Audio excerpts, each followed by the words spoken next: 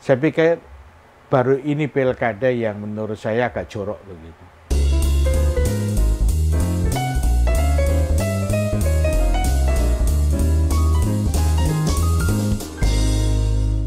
Assalamualaikum warahmatullahi wabarakatuh. Waalaikumsalam warahmatullahi wabarakatuh. Apa kabar Sobat Iswe? Kali ini saya lagi berada di Tenggarong. Kebetulan di kediamannya Pak Awang Yakob Lutman. Nah, Pak Awang Yakob ini sebelumnya sempat rame nih di media sosial. Kemarin itu terkait dengan rencana pendaftaran beliau menjadi bakal calon Bupati Kutai Kartanegara.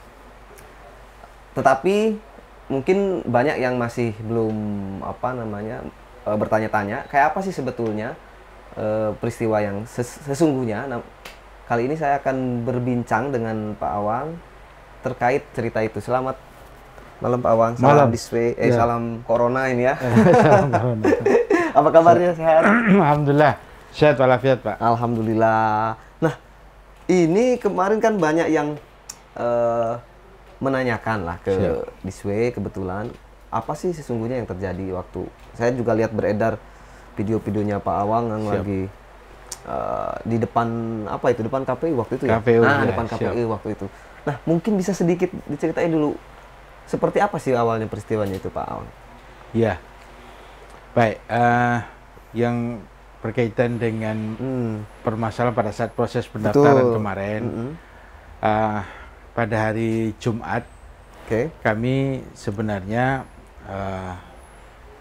baru mendapatkan konfirmasi bahwa kami yang telah mempunyai 2B1 KWK pada 2 partai, yaitu Partai PKB dengan jumlah 5 kursi dan Partai Amanat Nasional itu juga 5 kursi.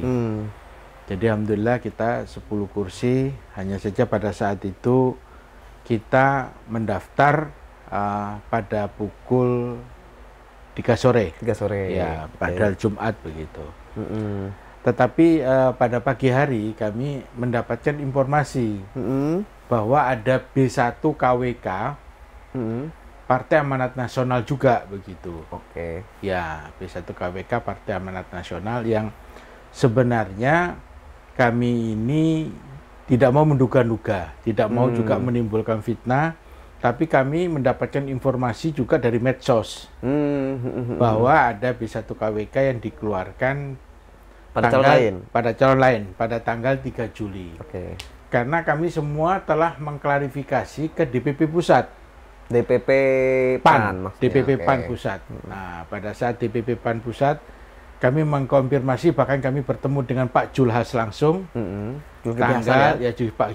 Pak Zulkifli Hasan pada tanggal 18 Agustus. Nah, kemudian kami mengkonfirmasikan, tapi pada saat itu kami mendapatkan surat pembatalan, Pak. Yang kami konfirmasikan itu bukan B1 KWK. Kami mempertanyakan kenapa Pak ada muncul B1 KWK. Pada saat itu Pak Julhas mengatakan ada 2 poin penting. Oh, ini mungkin yang berkaitan yang permasalahan yang dengan DPW PAN, Partai Amanat Nasional. Saya tanya, Pak, pembatalan ini bukan DPW, Pak.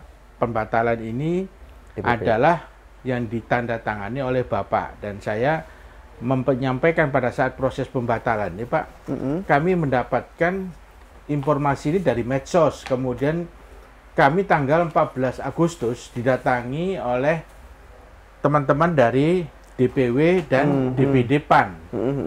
Pada saat kami menerima, kami menangkap ada keanehan, sehingga kami anggap pembatalan ini sepihak. Itu surat pembatalannya, Pak? Ya, betul. Ada proses pembatalan. Ya. Dimana pada saat itu kami mempertanyakan bagaimana mungkin ada proses satu surat pembatalan yang dimana surat saya ini tidak diklarifikasi, tidak ditarik. Juga tidak dikonfrontir, apa masalahnya saya dibatalkan begitu. Dan ada keanehan kami menangkap di sini pada saat itu. Saya melihat bahwa ini bukan hanya dugaan saya, ini sudah jelas bahwa ini adalah scan pindai. Oh, tanda tangannya scan pindai gitu ya? Ya, gitu. Dan kemudian tidak ada proses parafnya. Ada 2 kolom di sini, tidak ada proses Kalau parafnya. yang pas itu ada proses parafnya ya? Iya, Pak. Ini yang Iya. surat keputusan SK-nya Ya. dapat ada parafnya, Ya. tapi yang ini tidak ada parafnya Ya, pembatalan ini. fakta integritasnya pun juga sama, ada parafnya juga Pak di atas materai Pak, tanda tangan basah Pak. Tanda tangan di atas materai. Oke. Ya. Ini parafnya ya. Ya. Oke. Ya. Sementara yang pembatalan itu Ya. tidak ada parafnya dan ini kayak scan ya Scan. posisinya. Ya, Oke. kami sudah konfirmasikan bahwa itu dalam konteks yang kami lakukan dan kami konfrontir dengan pihak yang terkait dan bisa dipertanggungjawabkan bahwa ini adalah scan pindai. Oke. Nah, Bapak kan sempat menanyakan ke Pak Zulkifli Hasan langsung ya? Ya. Posisinya. Nah, itu Pak Zulkifli memang bilang bahwa itu pembatalan ada di DPW ya, gitu ya? Pembatalan dari DPW dan waktu itu kami tanyakan, Pak, ini tanda tangan Bapak, saya bilang. Kan tanda tangan Bapak ini, Pak, saya mau sampaikan, ini dalam konteks di scan loh, Pak, saya bilang begitu. Ya. Jawaban beliau pada saat itu tidak memberikan proses penegasan bahwa surat pembatalan ini benar adanya. Itu satu. Jadi saya jelaskan. Poin yang kedua, nanti Pak Awang akan dikonfrontir dan konfirmasi dengan pihak DPW. Ya, 2 poin itu. Maka dengan demikian saya menganggap bahwa pembatalan ini belum clear begitu, Pak. Oke. Ya. Betul. Seiring dengan proses waktu, mohon maaf sekali lagi, kami bertemu juga dengan Pak Edi Suparno, Pak. Pak Edi Suparno ini Itu adalah sekjen. sekjennya, oke. Ya. Oh, ya. Bahasanya pun juga sama, normatif, dan kemudian tidak tegas. Pak, saya mau tanya, pembatalan saya ini dasarnya apa? Beliau juga tidak bisa menjawab. Loh, kalau Bapak demikian, maka surat ini bodong dong, saya bilang.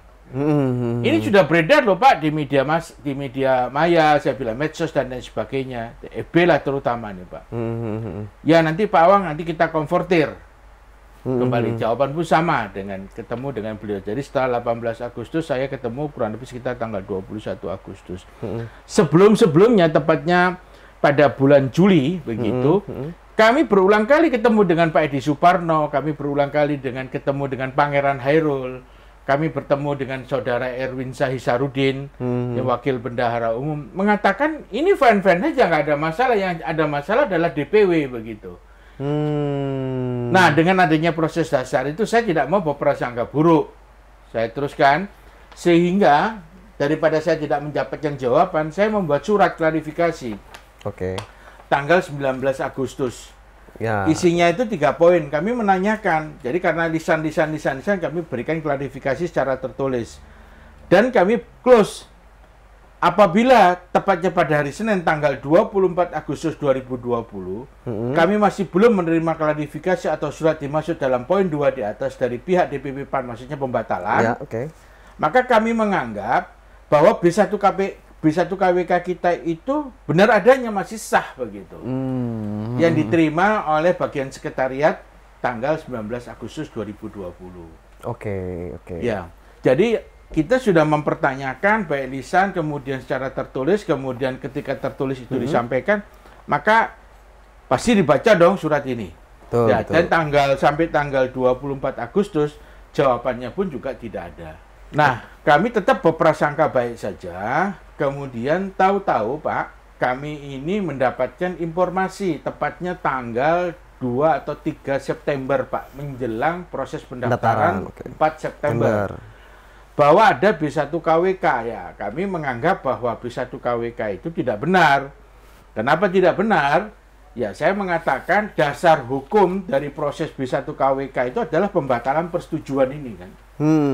Jadi kan dasarnya B1 kalau ada misalkan ada surat rekomendasi baru B1 KWK, dasarnya adalah B1 KWK ini. Oke. Nah, B1 KWK ini kami menganggap tidak ada dasar hukumnya, tidak ada etikanya, tidak ada normatifnya orang berpolitik secara benar.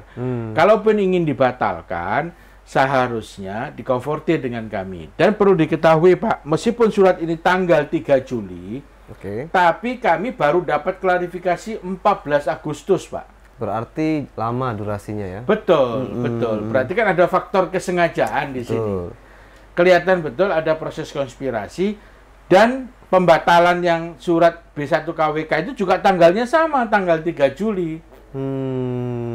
Ya, tapi waktu kami konfrontir tanggal 18 Agustus, 20 Agustus, 19 Agustus, 20 Agustus, Itu jawabannya tidak ada. Masalah yang kaitannya B1KWK Oke. masih ada berdasarkan surat proses pembatalan. Berarti kan Juli itu Bapak sudah mendengar desas-desus bahwa ada surat pembatalan itu ya? Tidak. Baru mendapatkan kabar di medsos itu 14 Agustus, Pak.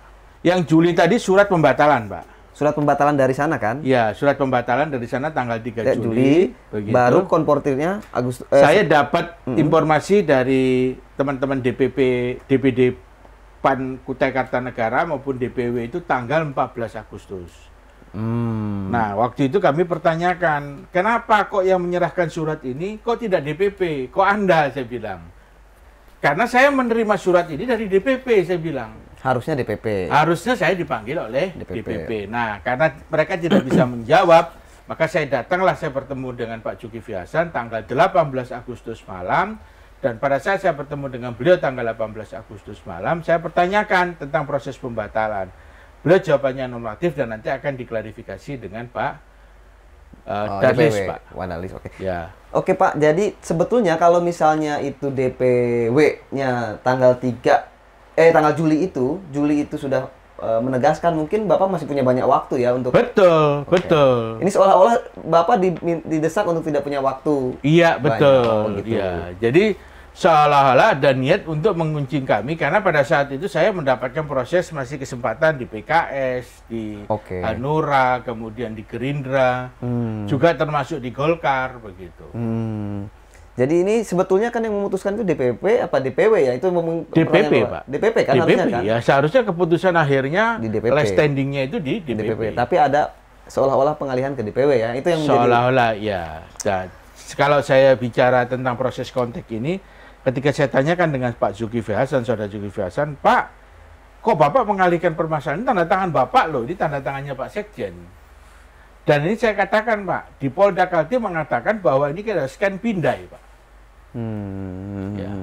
Betul, Suratnya Bapak ini adalah scan pindai. Saya waktu itu bawa yang aslinya begitu, saya konvertir, saya sampaikan sama beliau, wah itu nanti urusannya sama DPW aja Pak, oh kita konvertir. Nah, saya menganggap maka pembatalan itu tidak ada. Oke, tidak ada karena Tidak nggak ada kejelasan ya. Tidak ada kejelasan. Oke. Nah, saya buktikan lagi secara tertulis kepada sekretariat dan sampai tanggal 24 ternyata tidak juga dijawab. Jawab. Ya, maka saya sudah tegaskan B1KWK saya anggap ini masih sah begitu, Pak. Kita kembali ke sebelum peristiwa ini, Pak. Ya. Mungkin ceritanya seperti apa, Pak? Ketemu dengan awalnya dengan Partai PAN, ketemu dengan siapa yang awalnya merekomendasikan, terus gimana sih proses komunikasinya? Baik. Dalam proses perjalanannya saya ingat 14 November tahun 2019 kami melakukan proses pendaftaran ke PAN. Dan itu pun karena memang ada permintaan dari DPD 2 PAN dan Saudara Darlis untuk berpasangan dengan saya. Oke, waktu itu memang Pak Darlis mau dikukar. Ya, itu cikal bakal awalnya. Kemudian kami mendaftar, kemudian tanggal 22 Desember, begitu tanggal 22 Desember penyampaian visi misi kami. Di PAN? Di PAN, Pak. Tepatnya di Hotel Grand Padma waktu itu. Sehingga pada saat itu kami menyampaikan visi misi bersama Pak Darlis. Dan waktu itu sudah terjalin komunikasi agak intensif bagaimana kita ketemu antara proses kepentingan kami dengan Pak Darlis. Nah, kemudian komitmennya mulai terbangun pada saat itu, Pak, kami akan membawa Partai Kebangkitan Bangsa, Bapak tolong urusi menyangkut masalah yang kaitannya dengan Partai Amanat Nasional. Kita ketemukan dulu, kita kawinkan dulu. Semenjak dari progres itu, kita memang tidak ada komunikasi, kecuali komunikasi informal yang menyangkut intensitas antara kepentingan kami dengan Pak Darlis. Saya anggap fine-fine saja, dan terus akhirnya tanggal 4 Juni, Pak. Saya tahu-tahu mendapatkan informasi dari internalnya DPW PAN. Ada surat yang dibuat rekomendasinya atas dasar Edi Damansyah sama Saudara Randy. Sudah ada keluar ya informasinya begitu? Informasi begitu. Begitu saya mendengar informasi itu, saya anggap bahwa ya. Dan kemudian Saya mau sampaikan sekali lagi, kami ini tanggal 14 April sama dengan 16 April begitu ya. Ada pertemuan intensif untuk merampungkan apakah saya dengan Pak Darlis ini harus maju begitu, Pak. Tahu-tahu hilang senyap begitu saja, dan tanggal 4 Juni tahu-tahu kami dapatkan informasi ada rekomendasi yang akan dibuat ke DPP PAN atas nama Saudara Edi Damansyah dengan Saudara Randy. Saya melihat gejala permasalahan ini tanggal 5 Juni saya berangkat, Pak, ke Jakarta. Alhamdulillah kami bertemu dengan Pak Edi Suparno, kami bertemu dengan Pangeran Hairul yang kebetulan juga orang-orang yang berkepentingan sebagai pejabat-pejabat di Pak Edi Suparno itu sekjen, dan salah satu unsur ketua itu adalah Pak Pangeran Hairul, koordinator Kalimantan. Dari intensitas diskusi kami, akhirnya ada kesepakatan dan kemudian ada clearance antara kami dengan DPP PAN. Pada saat itulah komitmen-komitmen yang telah disampaikan pada kepentingan kami pun juga clearance. Pak, saya akan besarkan PAN. Waktu itu akhirnya saya putuskan karena begitu, maka Pak Suko masuk, Pak. Nama Pak Suko Buwono masuk. Itu Pak, mohon maaf.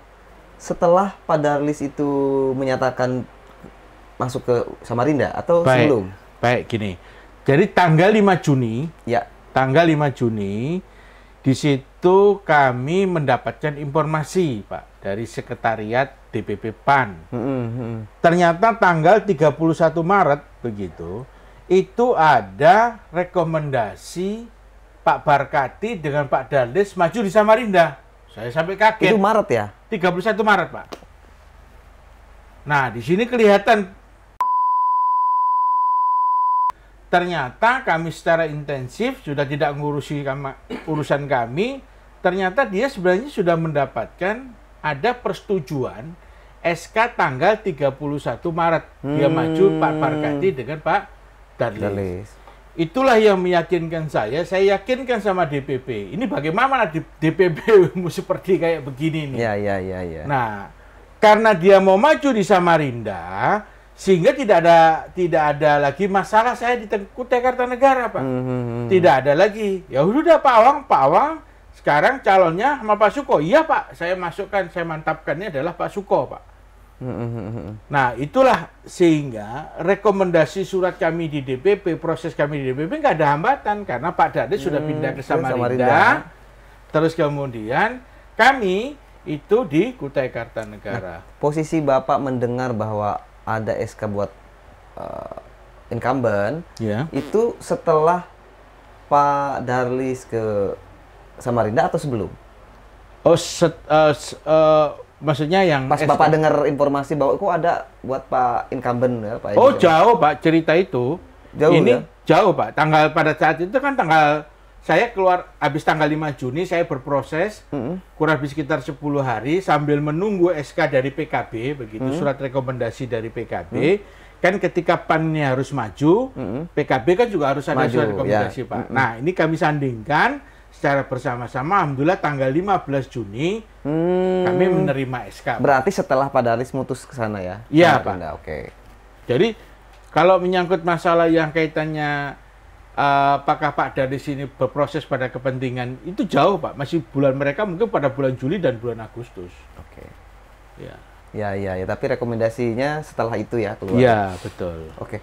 Jadi memang di awal memang tidak ada persoalan macam-macam ya, maksudnya tidak ada Pak. Muncul persoalan yang tidak ada. Ya, alasannya Pak Darlis katanya saya melewati DPW. Pertanyaan saya,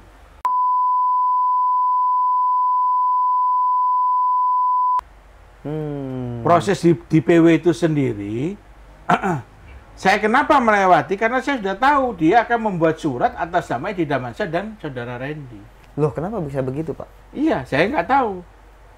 Mestinya kan dia harus menyampaikan berkaitan dengan visi misi ini loh. Nama-nama yang telah mengikuti visi misi minimal 3 nama atau 2 nama lah. Nggak boleh dong mengajukan 1 nama saja. Padahal kan sebelumnya Bapak dengan beliau mau berpasangan awalnya. Ya, kan? Kenapa ya. jadi begitu ya? Ya, jadi itulah juga yang menjadi proses pertanyaan besar kami. Nggak ada hujan, nggak ada angin, tahu-tahu ternyata dia juga membuat dua posisi. Satu di Samarinda juga dia urus, posisi di Kutai Kartanegara dia urus, Pak.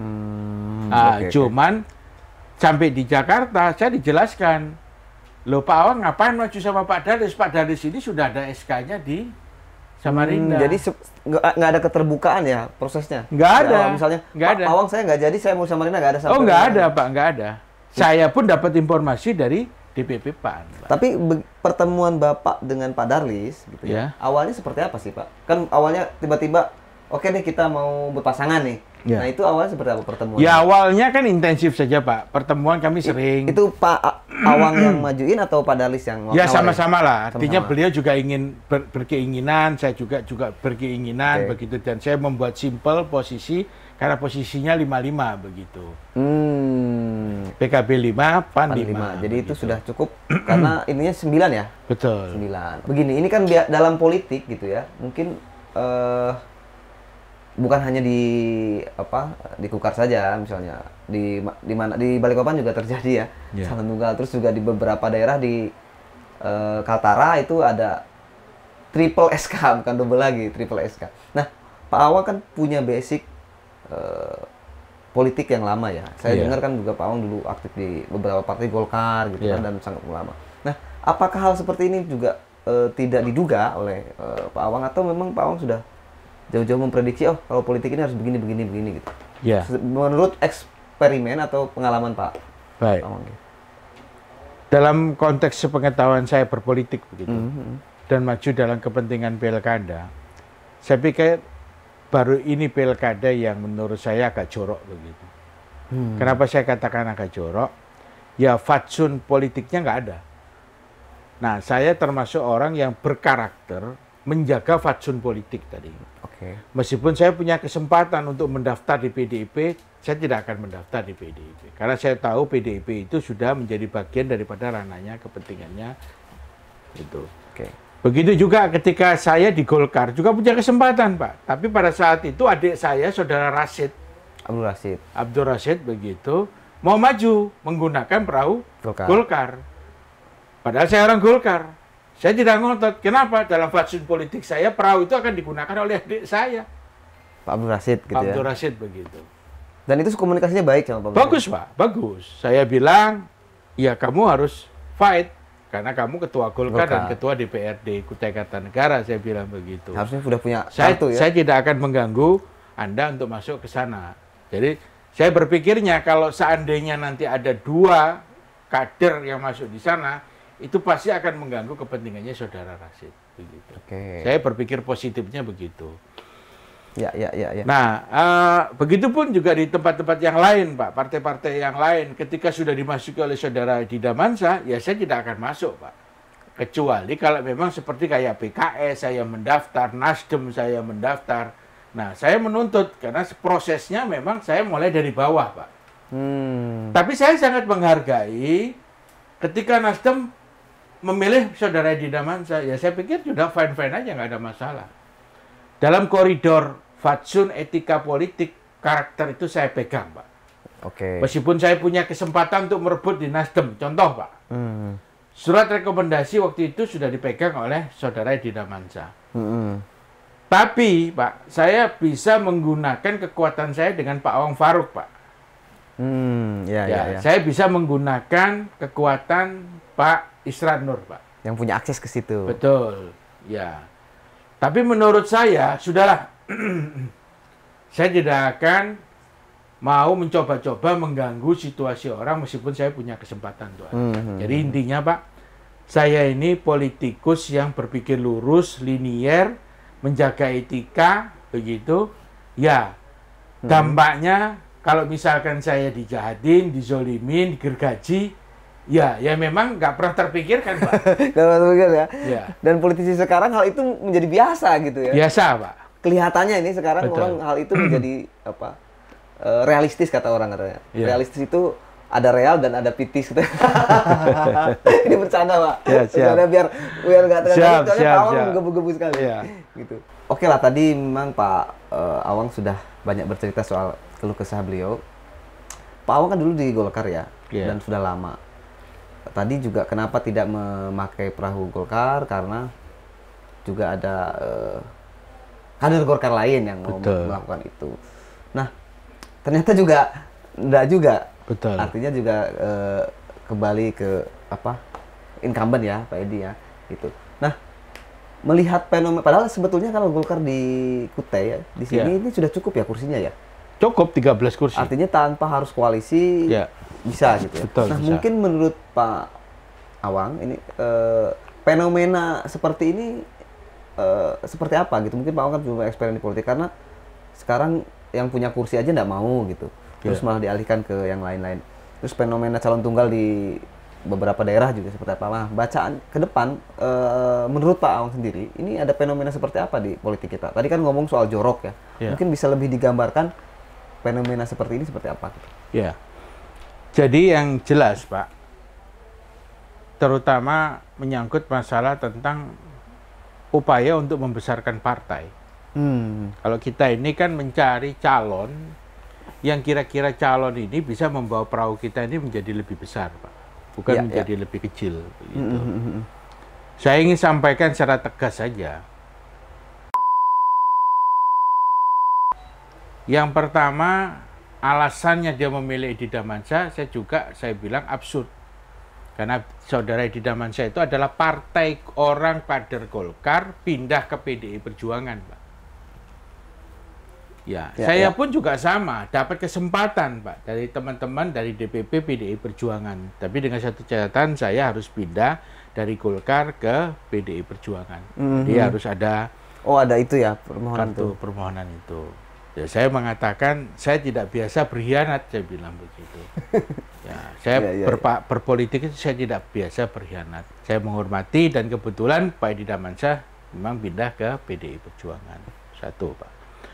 Yang kedua, ketika sudah jelas, Pak, sebagai basisnya adalah PDI Perjuangan. Pertanyaan kita, apakah Golkar punya kesempatan untuk maju ketika basis awalnya adalah PDI Perjuangan? Jadi apakah membesarkan, apakah justru mengkerdilkan? Ini pertanyaannya, Pak. Poin yang ketiga yang saya ingin sampaikan sekali lagi. Ini kan bukan menyangkut masalah yang kaitannya dengan kepentingan si A, si B, si C. Ya. Jadi partai itu kan ada platformnya, Pak. Oke, betul. Ada karakternya, ada platformnya, ada basis konstituennya. Sekarang makin nggak jelas ya? Ya. Jadi sudah jelas kan? Kalau ternyata basis platform semuanya ini kemudian dibuat hanya karena dikalahkan, mohon maaf, survei, Pak. Incumbent. Kemudian minta maaf. Ya. Padahal Golkar di Kutai Kartanegara ini punya karakter, punya platform yang bagus. Makanya hampir kurang lebih sekitar 15 tahun Partai Golkar ini eksistensinya besar, cukup bagus begitu. Karena saya juga mantan sekretaris Partai Golkar. Nah, kalau ini mau dinafikan, ya sudah jelas ini pasti dinafikan, Pak. Oke, demi sebuah kepentingan politik itu. Alasannya juga saya tidak paham di mana meletakkannya tadi. Mulai dari DPD, saya anggap DPD satunya ya, Pak. Kemudian DPD DPP-nya. Karena kalau melihat fenomena nasional mungkin ada mengawin-ngawinkan antara Golkar dan PDI ini kayaknya, Pak. Di beberapa daerah kayaknya kawin ini. Iya. Di beberapa daerah. Kalau saya lihat fenomenanya, tapi apakah itu memang mengarahnya ke situ, kita tidak tahu nih. Saya pikir kalau chemistry-nya pas dengan situasi karakter platform maupun dari konstituen, saya pikir itu nggak ada masalah. Clearance saja begitu, Pak. Ya. Nah, ini teman-teman bahwa Pak Awang ini sebetulnya kayaknya lebih cocok jadi akademisi deh ya. Daripada politisi. Soalnya beliau ini tadi ngomongin soal etika segala macam. Dan padahal mungkin di politik yang mungkin tahu belakangan ini yaitu menjadi nomor kesekian lah. Mungkin ada tapi menjadi nomor kesekian. Artinya orang banyak bisa aja last minute pindah gitu ya. Mungkin ini ya.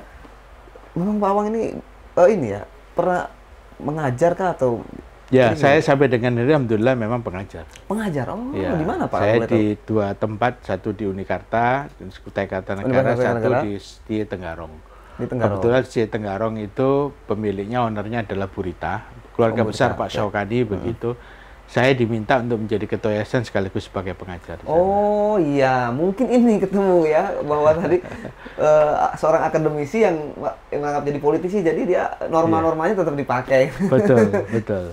Ya ini juga, ini kebetulan kita ada di kediamannya Pak Awang ya. Iya. Ini memang punya Bapak ya, memang koleksinya ya. Koleksi ya Pak. Kalau memang ngajar juga atau hanya memimpin kampus gitu? Ya enggak, saya tidak pernah memimpin kampus karena memang saya kembali ke Kutai Kartanegara waktu itu memang filosofinya hanya sebagai dosen. Terus kemudian diminta jadi direktur utama PDAM hampir kurang lebih sekitar 10 tahun. Pernah juga ya? Ya, terus kemudian dipaksa juga berpolitik waktu itu sama Pak Syaukani. Jadi direktur PDAM dulu terus berpolitik jadi berpolitik untuk membantu membesarkan Golkar. Nah, kurang lebih sekitar 10 tahun juga kami di kalau berpolitik hampir kurang lebih sekitar 12 tahun ya, Pak. Karena ada tenggat antara 97 99 terus kemudian mulai 99 sampai tahun 2014 2015 ya. 2019, Pak.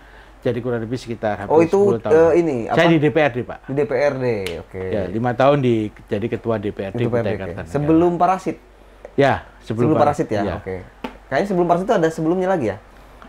Enggak, setelah, Pak Salihuddin. Pak Salihuddin, Bapak Salihuddin baru Parasit ini ya, betul. Oke. Dan itu Golkar semua ya? Iya, jadi saya meneruskan Burita yang berpindah jadi bupati, saya meneruskan jadi ketua DPR, kemudian Pak Salihuddin, terus kemudian Pak Rasid. Oke, tapi Pak Awang ini dari namanya sudah jelas ya, bahwa beliau adalah asli Kutai. Awang gitu ya, karena mungkin ada kedekatan sama Pak Awang Faruk. Itu paman saya, Pak. Oh, paman. Paman, ya. Bapak saya nomor 4, Pak Awang Faruk itu nomor 11, Pak. Oh gitu. Betul. Kalau berarti memang kalau Awang ini pasti ada saudara ya? Ya, Fam, Pak. Fam ya? Ya, Fam. Ya, kebetulan kami dari satu kakek ya, Pak ya. Kakek kami Pak Awang Ishak, kemudian punya anak. Ishak, ya. Kurang lebih sekitar 13 orang. Bapak saya nomor 4. Pak Awang Faisal itu mantan bupati kita itu adalah nomor 2. Pak Awang Sabran yang mantan wakil wali kota muda di Samarinda. Terus kemudian bapak saya, kemudian nomor 11 itu Pak Awang Faruk. Oh gitu. Karena saya dengar tuh Pak Awang Ishak ya, itu yang ini kesanga-sanga ya, betul, bangun apa? Ya, beliau pernah menjadi camat Sanga-Sanga. di Sanga-Sanga. Saya lihat baca sejarah Pak Awang ini bapaknya Pak Awang, kayaknya atau itu ya? Kai saya Pak. Kalau saya Kai, kalau Pak Awang Faruk Bapak. Bapak, ya ternyata memang salah satu yang membangun juga Sanga-Sanga di awal-awal itu. Siap, Pak, siap. Nah, Pak Awang mungkin bisa cerita, ada nggak komunikasi dengan Pak Awang Faruk itu? Gimana?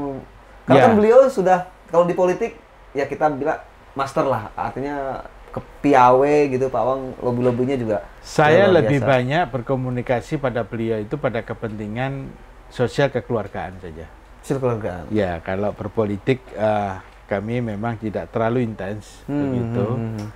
Ya, karena memang jujur saja banyak karakter-karakter politik yang nggak sama, Pak. Ya, ya, tapi kita menghormatin saja beliau pada koridor politik beliau dan cara beliau berpolitik.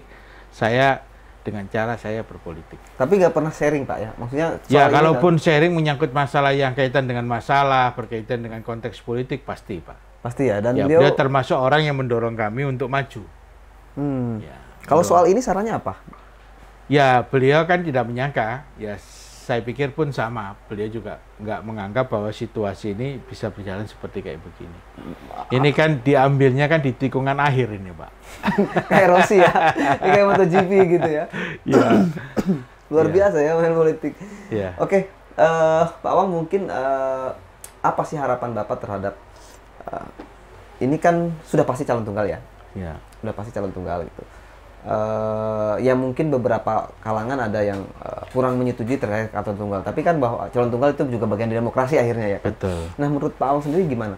Kedepannya seperti apa? Mungkin ada? Ya, saya sedikit cerita tentang Kutai Kartanegara. Oke.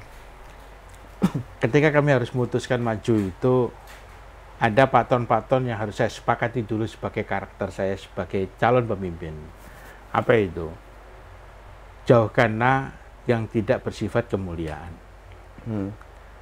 Jauhkanlah yang kira-kira itu tidak menghasilkan bakti buat daerah kita. Karena Kutai ini, Pak. Tanah Kutai ini agak berbeda begitu. Oke. Jadi kalau kita tidak berbakti kepada tanah ini, maka konsekuensinya banyak, Pak. Ya, karena ini ada sumpahnya. Tanah ini ada sumpahnya begitu. Yang ketiga adalah membina, Pak. Buat saya itu membina. Membina itu membina. Saya jadi pemimpin itu bukan hanya sekedar pemimpin, tapi juga mau membina. Ya, jadi jangan merasa jadi pemimpin lah kalau nggak bisa membina begitu. 3 paton inilah yang saya pegang, Pak, sebagai karakter kami. Nah, kalau orang menganggap bahwa memulainya dari kehinaan, dari dia tidak berbakti kepada tanah Kutai, saya yakin dia tidak akan mampu bisa membina masyarakat itu dengan baik, Pak. Ya, jadi menurut pertimbangan kita, kalau ada orang menganggap bahwa ini fine, rasional, nggak ada masalah, saya yakin pasti, Pak, Allah itu yang mengadegaskan yang batil tetap batil, ya kan, yang mulia tetap mulia. Ya, kurang lebihnya itu begitu, Pak. Sehingga bagaimana proses fenomena tentang hari ini, tentang kondisi kotak kosong, saya mengatakan bahwa nyawa pribadi kami, semangat pribadi kami, itu bukan hanya mengejar bupati itu sebagai cita-cita, Pak. Ya, buat saya itu kursinya Allah, kursi yang berberkah menjadi pemimpin itu adalah asa, itulah harapan saya. Sehingga kalau dikatakan hari ini ada proses fenomena kotak kosong, saya nanti di dalamnya, Pak, mukanya itu, Pak. Ya. Ketawa saja, Bang. Iya. Tiba-tiba aduh, jadi kotak kosong ada muka saya nanti di sana, Pak. Oke. Ya. Itu mungkin karena tadi kan bagian daripada demokrasi tadi. Ya, jadi betul. saya cuman hanya ingin menjaga supaya tanah Kutai kita ini lebih berberkah, Pak. Oke. Jadi kalau misalkan hari ini orang menganggap hina itu biasa, begitu. Orang menganggap bahwa yang namanya serakah bin zolim itu biasa-biasa saja, begitu. Ya, nanti kita buktikan. Ya. Apakah ini merupakan bagian daripada proses dendam kita? Ya nggak bisa dong orang mengatakan demikian. Anda sudah memilih kotak kosong. Begitu kan? Kan itu disiapkan memang kan? Memang itu disiapkan, kecuali itu tidak disiapkan. Betul. Nah, ketika kami beserta para pejuang-pejuang kami memilih bagian daripada proses kepentingan kotak kosong itu, itulah semangat spirit yang memang datuk-datuk kita, kemuliaan tanah Kutai itu menghendaki, Pak. Jadi bisa dibayangkan, mohon maaf, apakah orang akan memilih, mohon maaf saya katakan, mengambil dengan cara-cara yang hina dan tidak dengan kemuliaan, atau memilih dengan cara yang mulia. Tinggal disuruh memilih masyarakat. Iya. Saya pikir gitu saja. Ini bukan perkara dendam atau bukan perkara marah. Tapi saya pikir semua orang sudah tahu bahwa hari ini kami pegang surat yang resmi, perahu yang benar, tapi saya digergaji. Ya, coba kalau misalkan dengan cara-cara yang benar nggak ada masalah, Pak. Problem ke depan ini di Kutai Kartanegara ini cukup berat, Pak. Kita jujur saja mengatakan, mohon maaf, Pak Sokani kena KPK, Pak. Pak Samsuri Aspar kena KPK. Bu Rita terakhir kena KPK, Pak. Masa kita mau nambahin daftar baru? Ya. Nah, saya pikir semua sudah tahu, Pak, proses konsekuensi ini. Ya, tapi mudah-mudahan di Kutai Kartanegara kita tidak lagi ketemu pemimpin-pemimpin yang menambahkan jadi bagian daripada kepentingan KPK itu, Pak. Saya pikir mungkin itu, Pak. Saya cuman ingin memberikan proses penegasan. Saya sebenarnya ingin mundur terhormat begitu dari situasi hiruk pikuk yang menurut pertimbangan saya sudah di luar akal nalar saya. Dan ini ikhlas, Pak, ya? Ya, saya harus ikhlas. Makanya saya mengatakan hadapi dengan senyuman.